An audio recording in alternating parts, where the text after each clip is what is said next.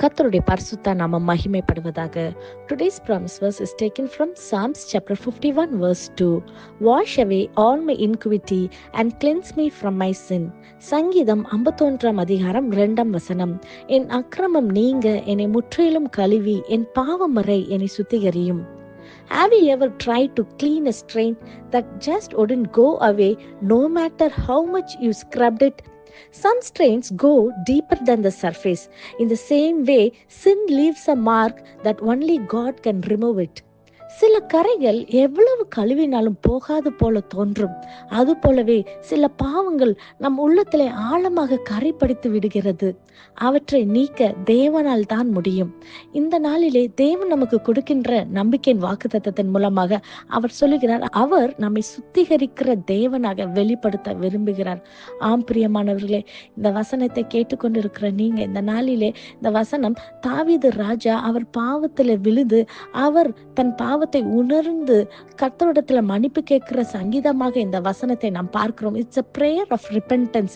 அவர் தன்னுடைய உள்ளத்தின் ஆழத்திலிருந்து அவருடைய பாவத்துல ஆண்டவரே எனக்கு விடுதலை தாங்கன்னு சொல்லி அவர் எழுதுகிற வசனம், என் அக்கிரமம் நீங்க என்னை முற்றிலும் கழுவி என் பாவமுறை என்னை சுத்திகரியும் என்று.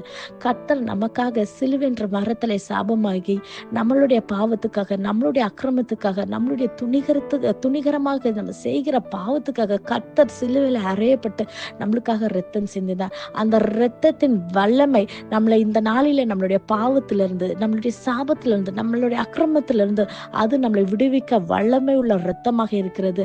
நம்மை கன்ஃபர்ஸ் பண்ணும்போது நம்மளுடைய பாவங்களை, நம்மளுடைய எல்லா விதமான அக்கிரமங்களை கர்த்தருடைய சமூகத்துல கன்ஃபர்ஸ் பண்ணும்போது நமக்கு இந்த கிருபைகளை கர்த்தர் மன்னித்து அவர் நம்மளை சுத்திகரிக்கிற வல்லமை உள்ள தேவனாக காணப்படுகிறார்.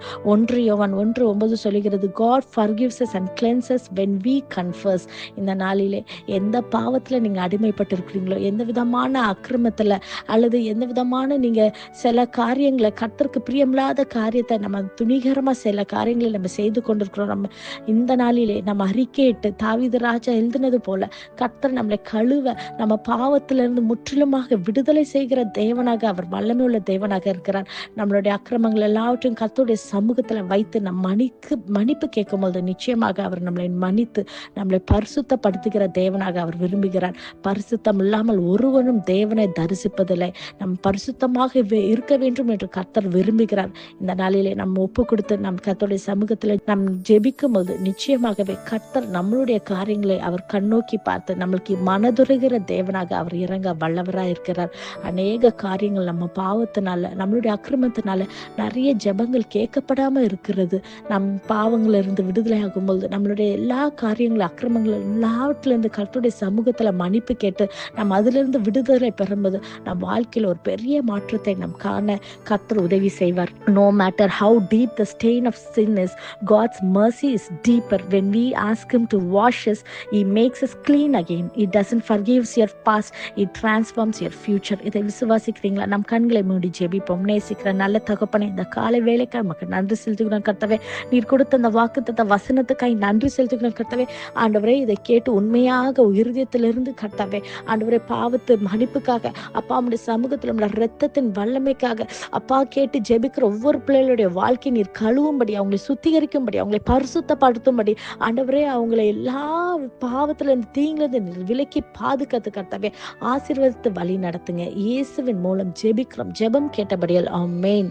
God bless you.